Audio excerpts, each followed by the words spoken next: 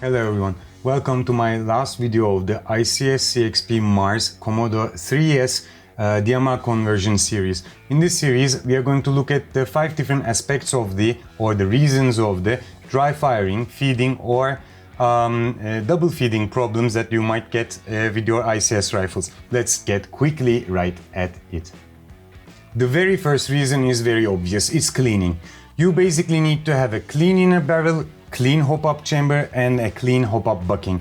You always need to use the rod that you have that comes with your rifle to have the inner barrel and the hop-up chamber free of any dust, dirt or excess grease. So these will always have cause you a problem with maybe dry firing or even jamming. So the first one is very obvious, the maintenance of your rifle and the cleaning of the 3 parts that you have, inner barrel, hop-up chamber and the bucking.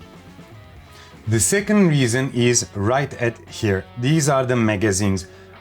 Even though the ICS is an M4 and you can use any standard M4 magazine with your ICS rifles, this is basically a common misunderstanding. Not every single magazine is going to fit into your rifle. They will fit, but they are not going to work as you expected. So I have tried, I think, like 6-7 different magazines, from Crytek to VFC, from Kublai to Spec-Narms. Actually, I tried 3 different Spec-Narms ones. I tried a couple of them. You basically need to find the right fit, which is going to give you the right firing. So right fit is not how it fits, but it needs to fire. So from my perspective, the best ones for your ICS CXP Mars Komodo rifle is of course the ICS T4. They are generally good magazines, so I really recommend using the ICS T4 magazines, high cap or mid cap, it doesn't matter. The next one on the line is the VFC magazines. They are also working very well. And the third in the place is G&G magazines. One last thing, the magazines that you're putting and using in your rifle also should not move freely and dangle inside the mag opening in your rifle. So which can also cause some feeding and jamming issues.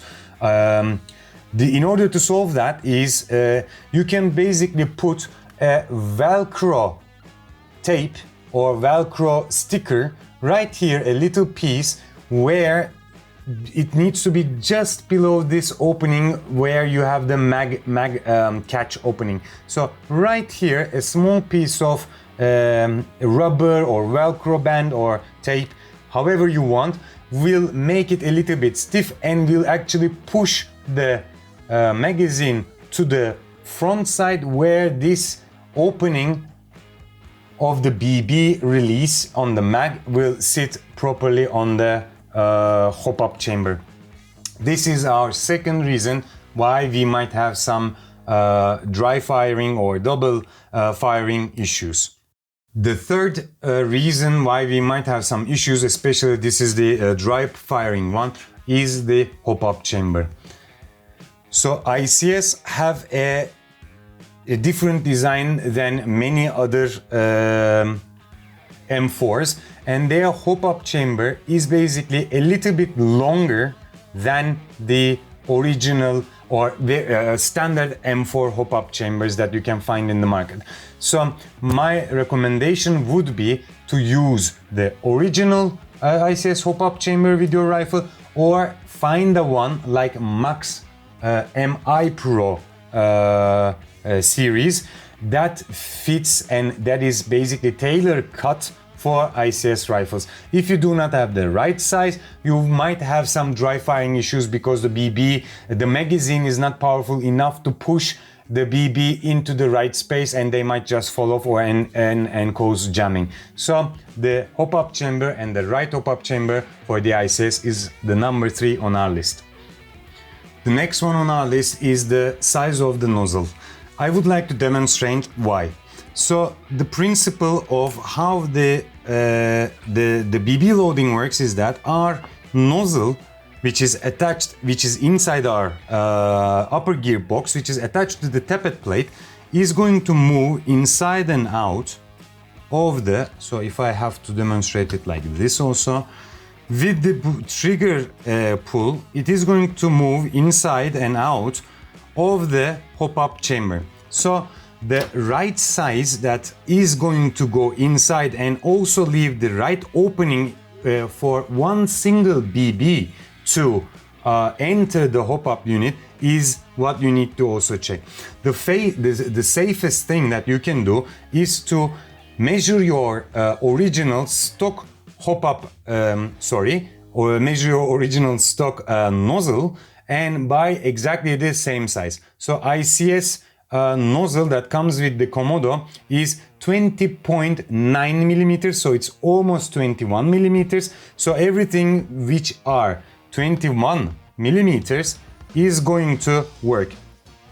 The max hop-up chamber, it is also recommended to use only 21 millimeters or 21.25. In my setup, I actually found the 21.25 millimeter works much better than the 21. I actually, since I changed it to this one, I never had any dry firing or double firing issues. The idea of this moving back and forth also has the speed of moving back and forth also has an effect, which is our fifth item now we are going to look at after opening our upper gear box. So the fifth item on our list and the last item on our list is the tension spring inside the gearbox.